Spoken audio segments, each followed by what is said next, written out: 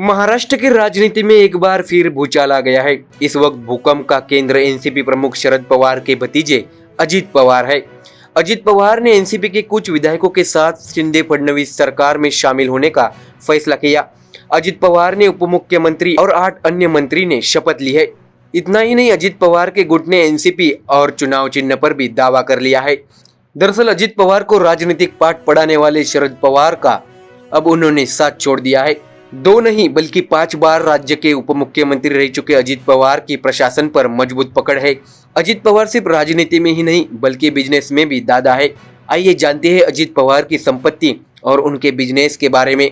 दरअसल 2019 विधानसभा चुनाव के लिए आवेदन करते समय अजित पवार ने जो हलफनामा दाखिल किया था उसके मुताबिक उनके पास 75.48 करोड़ की संपत्ति है। इनमें से 23.75 करोड़ चल संपत्ति और 51.75 करोड़ अचल संपत्ति है। अजित पवार के परिवार के पास 75.46 लाख रुपए की ज्वेलरी भी है। अजित पवार और उनके परिवार के पास कुल मिलाकर 2.65 करोड़ की कृषि भूमि है। इसके अलावा अजित पवार के पास 16.45 लाख रुपए की गैर कृषि भूमि भी है। अजित दादा के पास 21.78 करोड़ रुपए का आवासीय भवन भी है। साथ ही 10.85 करोड़ की बिजनेस संपत्ति भी है। 2019 में उन पर 3.73 करोड़ का कर्जा भी था। अजित पवार के चाचा राष्ट्रवादी कांग्रेस पार्टी के अध्यक्ष शरद पवार 50 साल से अधिक समय से देश की राजनीति में है, लेकिन अजित पवार संपत्ति के मामले में अपने चाचा को कभी के पीछे छोड़ चुके हैं। शरद पवार राज्यसभा के सदस्य है। 2019 में जब उन्होंने राज्यसभा के लिए पर्चा भरा तो दाखिल हलफनामे में उनकी संपत्ति 32.73 करोड़ रुपए बताई गई। अजित पवार के पास शरद पवार से दोगुनी से भी ज्यादा संपत्ति है। अक्टूबर 2021 में भाजपा नेता किरीट सोमैया ने आरोप लगाया कि अजित पवार 57 कंपनियों के मालिक है और shell company Yashvi jewels limited के माध्यम से सौदे करते हैं। सेबी ने 2009 में इस कंपनियों को शेल कंपनी घोषित कर दिया था। अजित पवार पर कई घोटालों का आरोप भी है। इसमें महाराष्ट्र राज्य सहकारी बैंक घोटाला भी शामिल है।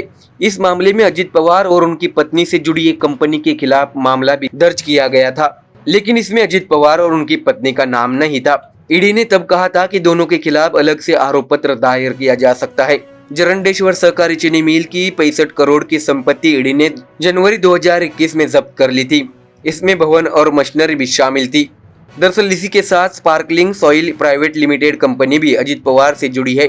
ईडी का आरोप है कि Pune district central cooperative bank से 700 करोड़ रुपए का उन्होंने लोन भी लिया था। तब अजित पवार इस बैंक के चेयरमैन थे।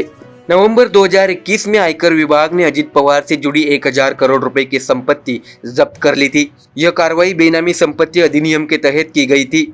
इसमें महाराष्ट्र के 500 करोड़ रुपए के 27 प्लॉट भी शामिल है। तो देखा अपने सियासी खेल में मात देने के बाद अजित पवार ने संपत्ति के मामले में भी चाचा शरद पवार को पीछे छोड़ दिया है। Bureau report MDR news.